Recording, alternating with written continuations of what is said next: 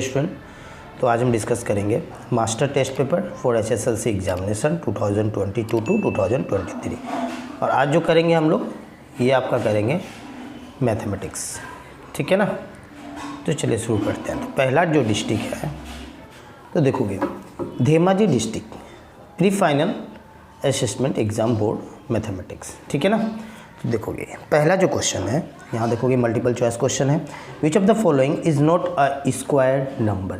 तो यहाँ चार ऑप्शंस दिए हुए हैं। तो सबसे पहले देखोगे 441 ये कितने का स्क्वायर होता है, तो आपको पता ही होगा 21 का स्क्वायर होता है।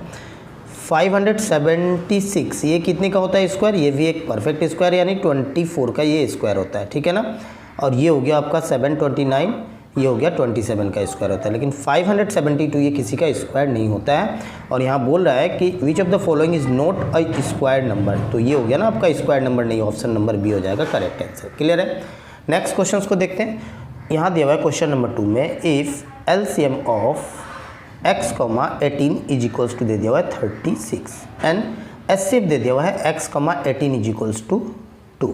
देन आपसे पूछ रहा है कि ये जो x है ना, ये यहाँ पे आपको दिख रहा है x, इसका x का वैल्यू क्या होगा। तो जब भी ऐसे क्वेश्चन आ जाए ना, x दिया हुआ है, ठीक है, एक नंबर x एज्यूम किया हुआ रहेगा और दूसरा नंबर जो है कुछ नंबर दिया गिवन होगा आपको, और आपका एलसीएम गिवन हो और एचसीएफ गिवन हो। तो हम लोग कैसे फाइंड करेंगे, तो देखोगे इसका ट्रिक क्या है, याद रखोगे।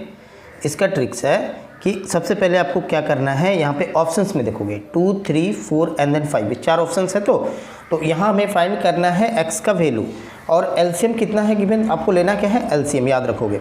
यहाँ दिया हुआ है 36। तो अगर हम ये नंबर अगर 2 ले और 2 और 18, अब यहाँ पे अगर हम पहला ऑप्शन से लेते हैं तो ये अगर 2 ले और दूसरा नंबर हो गया 18, 2 और 18 का एलसीएम क्या 36 होगा। तो देखोगे 2 के टेबल में 18 आएगा ना, तो ये फिर हमारा एलसीएम 36 नहीं होगा। तो ऑप्शन नंबर हमारा 2 करेक्ट नहीं होगा, ठीक है। ये जो 2 है ये नहीं होगा। 3 से लेकर चेक करते हैं। तो देखो सबसे पहले डायरेक्ट भी कर सकते हो आप, 3 के टेबल में 18 आएगा, हाँ आएगा, तो ये भी हमारा एलसीएम 36 नहीं होगा। सो ऑप्शन नंबर ये जो बी है 3, ये भी आपका आंसर नहीं होगा, यानी एक्स का वैल्यू। क्लियर हो गया। नेक्स्ट क्वेश्चन देखते हैं, नेक्स्ट ऑप्शन देखते हैं। ये हो गया ऑप्शन नंबर सी यानी 4 दिया हुआ है, ठीक है। तो 4 और 18 का क्या एलसीएम 36 आएगा, तो हाँ 4 और 18 का एलसीएम 36 आ जाएगा। क्यों आएगा, तो देखोगे ये मान लेते हैं, ये हो गया 4 और ये हो गया 18। इसका आप अगर एलसीएम फाइंड करोगे तो एलसीएम का ट्रिक होता है, अब यहाँ देखोगे सबसे, अब ये दोनों बड़ा नंबर है ना, बड़ा नंबर को आपको लेना है और जो छोटा नंबर है ना इसके टेबल में आना चाहिए। तो 4 के टेबल में 18 आएगा, नहीं आएगा। तो अब नहीं जब आएगा तो ये जो बड़ा नंबर आप एज्यूम किए थे इसको मल्टीप्लाई करोगे 2 से, यानी टेबल के हिसाब से, ठीक है। तो 18 2 जा हो गया 36। अब ये 4 के टेबल में 36 आएगा, 9 4 जा 36। क्लियर हो गया। तो इसका एलसीएम क्या हो जाएगा 36, जो कि है यहाँ पे हमारा। सो आंसर क्या हो जाएगा, ऑप्शन नंबर सी करेक्ट है, ठीक है। नेक्स्ट क्वेश्चन को देखते हैं। देखो क्वेश्चन नंबर 3 क्या बोल रहा है, यहाँ बोल रहा है कि विच of the following real number has terminating decimal. Terminating decimal मतलब होता है क्या कि आप जो डिवाइड करोगे वो पॉइंट के बाद, यानी जो डेसिमल आएगा वो डेसिमल के बाद एक फाइनाइट नंबर मिल जाएगा आपको, ठीक है ना। फाइनाइट डिजिट में आप बोल सकते हो कंप्लीट हो जाएगा, मतलब डिवाइड वो ख़त्म हो जाएगा, तो होता है टर्मिनेटिंग डेसिमल, ठीक है। तो इसका भी ट्रिक क्या होता है, याद रखोगे 2 to the power m into 5 to the power n। अगर इसके फॉर्म में अगर डिनोमिनेटर पार्ट आपको मिल जाए कोई भी, ठीक है, तो डिनोमिनेटर पार्ट में ये फॉर्म आता है तो वो फिर क्या होगा, टर्मिनेटिंग डेसिमल होगा। क्लियर है। तो यहाँ पे पूछा क्या है, विच of the following real number has terminating decimal. तो देखोगे अब पहला ऑप्शन में देखिए अगर, तो इसका जो डिनोमिनेटर पार्ट है 15, तो 15 को हम क्या लिख सकते हैं भाई, 15 को तो 3 × 5 लिख सकते हैं। क्या इस फॉर्म में है, तो ये टर्मिनेट नहीं होगा क्योंकि यहाँ पे एक्स्ट्रा क्या आ गया 3 आ गया ना, तो ये हमारा ऑप्शन नहीं होगा। अब यहाँ देखते हैं 7, तो ये तो होने का चांस ही नहीं है क्योंकि 2 और 5 के फॉर्म में चाहिए। अब इस वाले को देखो, सी में देखें तो नीचे क्या आ जाएगा फिर, और ऊपर है 21 डिवाइड बाई 9 है ना, तो हम 9 को तो ऐसे लिख सकते हैं ना 3 × 3, और ये तो कैंसिल होने वाला भी नहीं है, पूरा कैंसिल कहाँ होगा, नहीं होगा ना। सो अब ये देखो 3 आ रहा है ना, तो अगेन इस फॉर्म में नहीं है।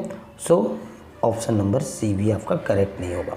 तो फिर जब तीनों ऑप्शंस नहीं है तो श्योर है कि ऑप्शन नंबर डी ही करेक्ट होगा। चेक भी कर सकते हो, 50 है, ठीक है ना। तो 50 को हम ऐसे लिख सकते हैं 2 × 5 स्क्वायर, 5 स्क्वायर 25, 25 × 2 क्या हो गया 50 हो गया। तो देखो 2 और 5 के फॉर्म में इस फॉर्म में आ गया ना, तो ये अगर इस फॉर्म में डिनोमिनेटर आ जाए तो याद रखोगे टर्मिनेटिंग डेसिमल होगा। तो इस क्वेश्चन का करेक्ट आंसर होगा option number D. Next question को देखते हैं, इजी क्वेश्चन है। यहाँ देखोगे विच of the following is a polynomial, ठीक है, और ऑप्शंस में दिए हुए हैं 4, 1 2 3 एंड देन 4। तो याद रखोगे जब भी आपसे ऐसे क्वेश्चंस आ जाए एग्जाम्स में, पोलिनोमियल पूछे कि पोलिनोमियल कौन सा है इसमें, तो याद रखोगे पोलिनोमियल के ये में क्या होगा कि आपका जो हमारा जो वेरिएबल होगा ना, वेरिएबल, ये वेरिएबल ना ही फ्रैक्शंस में होना पड़ेगा, ठीक है, ना ही रूट में। क्लियर है। तो देखोगे अब यहाँ पे ये तो फ्रैक्शंस में है ना, नीचे में है ना, डिनोमिनेटर पार्ट में आ गया ना x, तो ये हमारा पोलिनोमियल नहीं होगा, यानी ऑप्शन नंबर ए हमारा नहीं होगा। इस वाले में देखें, हाँ ये देखो ये डायरेक्ट है ना, x² + 2x + 19, कोई यहाँ पे हमारा फ्रैक्शंस में है या रूट में है, x नहीं है ना, तो आंसर हो जाएगा ऑप्शन नंबर बी। बाकी आप चेक कर लो, ये नहीं होगा। देखोगे ये आपका डिनोमिनेटर पार्ट फ्रैक्शंस में आ रहा है, यहाँ देखोगे रूट में है। क्लियर हो गया। नेक्स्ट क्वेश्चन को देखते हैं, question number 5, the sum of the zeros of x² + 3x + 2 each. Easy question है, तो जब भी ऐसे क्वेश्चन आ जाए, पूछे जा रहे हैं, आ सकते हैं फाइनल एग्जाम्स में, तो यहाँ देखोगे सम आपसे पूछे तो सम क्या होता है -b/a, बस ये याद रखोगे। किसी भी क्वाड्रेटिक पोलिनोमियल हो या फिर इक्वेशन हो, उसका सम ऑफ द जीरोज होगा -b/a। तो यहाँ से हम b फिर कैसे निकालेंगे, पता ही होगा आपको, कोफिशिएंट्स ऑफ x होते हैं b, एंड देन a जो होता है कोफिशिएंट्स ऑफ x² होता है। तो यहाँ पे देखोगे कोफिशिएंट्स ऑफ x क्या है +3 है, देखो प्लस है ना, तो +3, तो यहाँ पे लिखेंगे माइनस, अब ऊपर में हो गया आपका 3 और फिर नीचे में हो गया a means coefficients of x², तो यहाँ पे कुछ नहीं है, मीन्स क्या है 1 है, सो -3/1 दैट मीन्स क्या हो गया -3 ही होगा ना। तो इस क्वेश्चन का करेक्ट आंसर होगा -3। ऑप्शंस में देखोगे ऑप्शन नंबर हो जाएगा आपका डी करेक्ट। क्लियर है। नेक्स्ट क्वेश्चन को देखते हैं। देखोगे नेक्स्ट क्वेश्चन में क्या पूछा गया था, क्वेश्चन नंबर 6। यहाँ बोल रहा है कि if the line given by 3x + 2ky = 2 and 2x + 5y + 1 = 0 are parallel, then the value of k। ठीक है, तो कंडीशन आपको याद होना पड़ेगा, तो आपको शायद पता ही होगा। मान लेते हैं अगर दो linear equation in two variable है, a1x + b1y + c1 = अगर 0 ले, अनदर इक्वेशन ले लेते हैं a2x + b2y + c2 = 0। ठीक है, तो अब इसका अगर दो लाइन, अगर ये दोनों लाइन आपस में पैरेलल है, दैट मीन्स हमारा सॉल्यूशन मिलेगा, नहीं मिलेगा ना फिर सॉल्यूशन। तो फिर कंडीशन क्या होगा, a1/a2 = b1/b2 and then not equal to c1/c2। Clear है, ये कंडीशन आप याद रखोगे। किसके लिए होगा, parallel, when the two lines are parallel. ठीक है, when the two lines are parallel, अगर दो लाइन जब अगर पैरेलल हो जाए तब। तो इसी कंडीशन की फॉलो करके हम लोग आंसर को फाइंड कर सकते हैं। देखोगे क्वेश्चन नंबर 6 था ना, तो यहाँ बोल रहा था के का वैल्यू फाइंड करना, दोनों लाइन हमारा क्या है, पैरेलल है। तो हम पहला वाला कंडीशन लगा देते हैं, है ना, ये a1/a2 = b1/b2। क्लियर है, तो यहाँ से के का वैल्यू फाइंड कर लेंगे, क्योंकि देखोगे के हमारा है यहाँ पे b1 में है ना ये, तो फिर हम क्या करेंगे, यहाँ पे पुट कर देते हैं। तो पुट कैसे करोगे, देखो यहाँ पे a1 के लिए क्या हो जाएगा, 3 हो जाएगा, है ना, तो ये हो गया आपका 3, एंड देन अब फिर उसके नीचे क्या आएगा, a2। तो a2 देखोगे क्या है, यहाँ दिया हुआ है ना a2, ये हो गया 2, तो 3/2 = एंड देन b1, तो b1 क्या हो गया 2k। ये देखोगे y का कोफिशिएंट्स होगा ना, तो 2k है, सो ये हो गया 2k। क्लियर, और फिर नीचे क्या आ जाएगा, b2। अब b2 क्या है, y का कोफिशिएंट यहाँ पे क्या है 5 है, सो ये हो गया 5। अब यहाँ से सॉल्व कर देंगे, आंसर आ जाएगा। क्लियर है, तो देखोगे सॉल्व कैसे करेंगे, ये 5 को इससे इंटू करेंगे और 2 × 2 करेंगे तो क्या हो जाएगा, 4 हो जाएगा, है ना। सो k = 15/4 हो जाएगा। ठीक है, सो k = 15/4। ऑप्शंस में देखो 15/4 का है, तो ऑप्शन नंबर आपको दिख रहा होगा सी करेक्ट है। क्लियर है। नेक्स्ट क्वेश्चंस को देखते हैं, क्वेश्चन नंबर 7। तो यहाँ देखोगे क्वेश्चन नंबर 7 में क्या बोल रहा है, the pair of linear equations x + 2y + 5 = 0 and -3x - 6y + 1 = 0 has, अब यहाँ पे बोला है unique solution, two solution, no solution and an infinite many solution. तो अब इस क्वेश्चन का आंसर क्या होगा फिर, तो सेम हम लोग कैसे इस क्वेश्चन को करेंगे, वही कंडीशन a1/a2 निकालेंगे, b1/b2 निकालेंगे एंड देन c1/c2 निकालेंगे। ठीक है, तो फाइंड करते हैं। तो यहाँ देखोगे अब इस क्वेश्चन को अगर किया जाए तो सबसे पहले हम लोग a1/a2 निकालेंगे। तो यहाँ पे a1 क्या है, कोफिशिएंट्स ऑफ x यानी हो गया 1, a1/a2, a2 यानी ये हो गया x का कोफिशिएंट -3। उसके बाद यहाँ निकालते हैं हम लोग b1/b2, सो 2/-6। ठीक है, अच्छा अब यहाँ पे देखो एंड देन कांस्टेंट यानी c1 लेंगे और c2, सो ये हो गया 5 और इस साइड देखेंगे क्या है 1 है। ठीक है, तो देखोगे 1/3 ये तो छोटा होने वाला है नहीं, इसको हम लोग छोटा कर सकते हैं। ये भी देखो 1/3, सो -1/3 -1/3 ये दोनों आपस में क्या है, इक्वल है। अब बट क्या ये इसके साथ इक्वल हो रहा है, -1/3 ये है क्या, नहीं है ना। तो अभी जस्ट क्वेश्चन नंबर 6 में हम लोग देखे थे कि a1/a2 = b1/b2 not equals to c1/c2 अगर मिल जाए तो सॉल्यूशन होता है, नहीं होता है, क्योंकि दोनों लाइन आपस में क्या हो जाते हैं, पैरेलल हो जाते हैं, है ना। तो सॉल्यूशन होगा नो सॉल्यूशन। पैरेलल मीन्स क्या होगा, सॉल्यूशन होगा, नहीं होगा। तो इस क्वेश्चन का आंसर हो जाएगा नो सॉल्यूशन। ऑप्शंस में देखोगे फिर ऑप्शन नंबर आपका हो जाएगा सी करेक्ट। क्लियर है। Next question, question number 8, under what condition roots of the quadratic equation, और ये दे दिया हुआ है px² + qx + 4 = 0 where p not equals to 0 will be real and equal. अच्छा, अब ये कंडीशन आपसे पूछ रहा है, तो आपको पता ही होगा कि जब भी किसी भी क्वाड्रेटिक इक्वेशन का अगर रूट्स रियल एंड इक्वल हो तो कंडीशन मेरा क्या होता है, standard equation ax² + bx ax² + bx + c = 0 है where not equals to 0।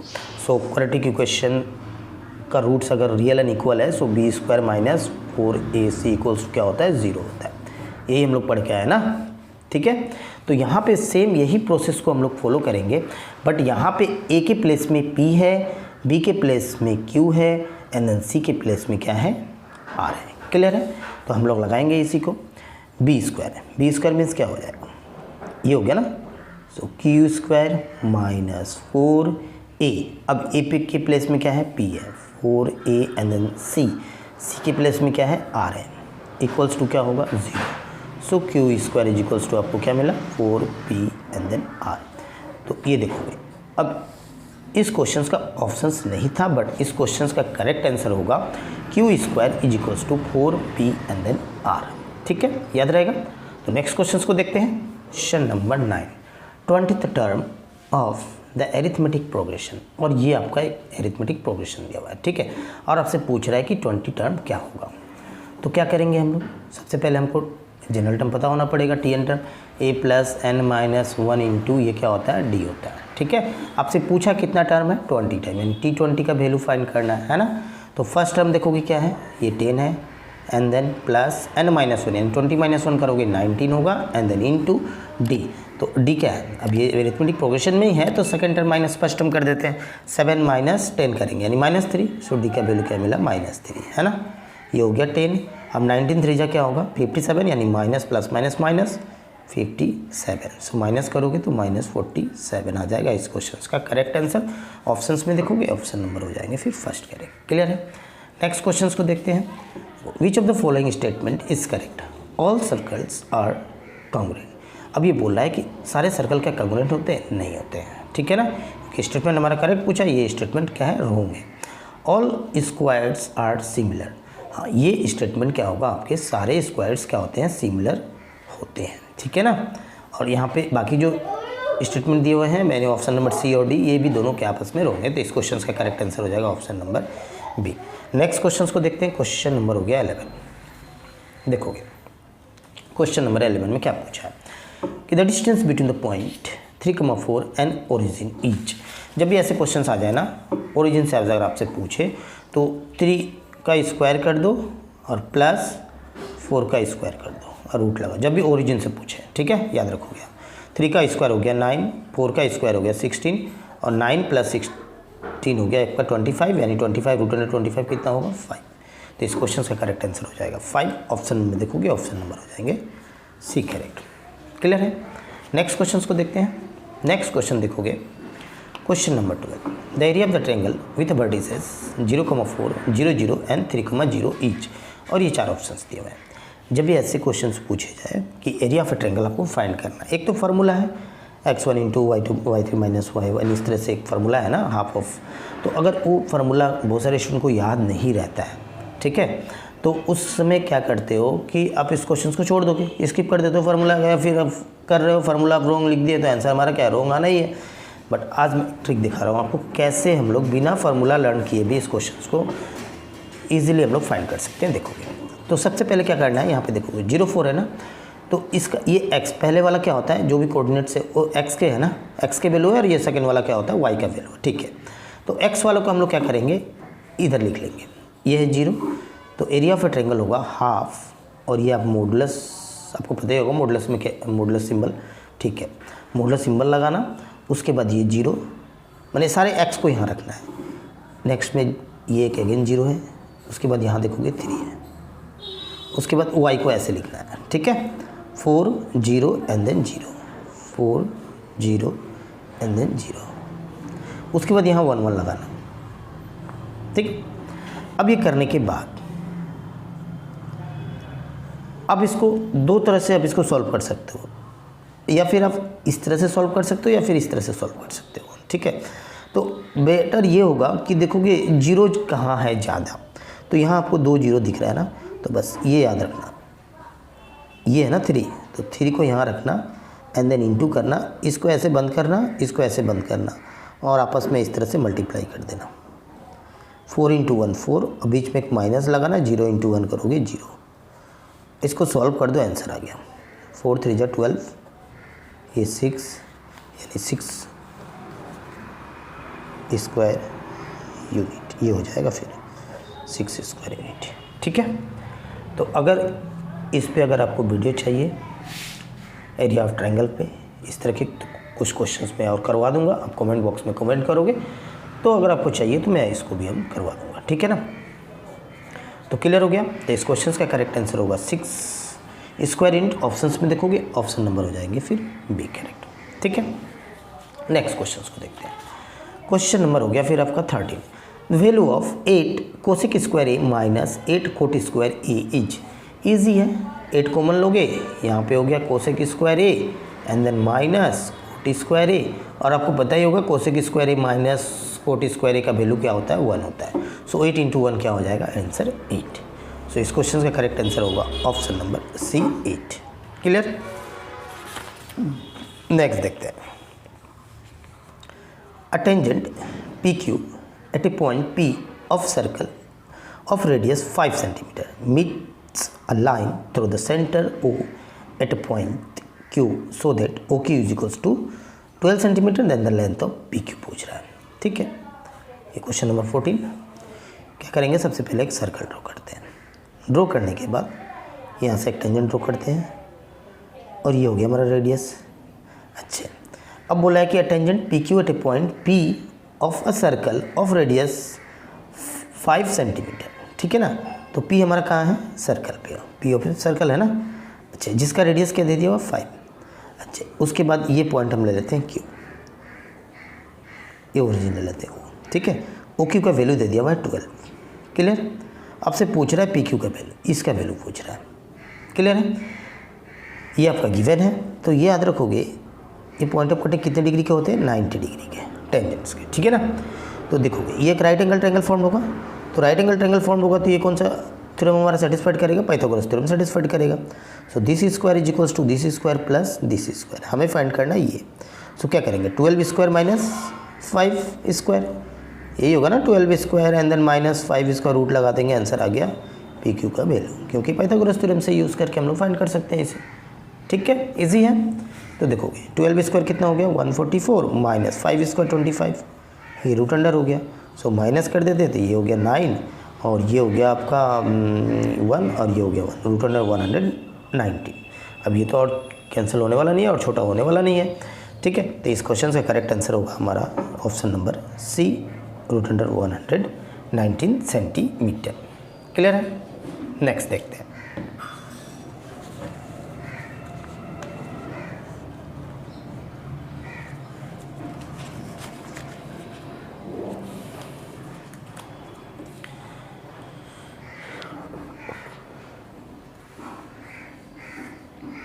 Next देखोगे क्वेश्चन नंबर 15, एरिया ऑफ, अब ये सेक्शन नहीं है, यहाँ पे सेक्टर होगा, ठीक है ना, सही कर लोगे इसे।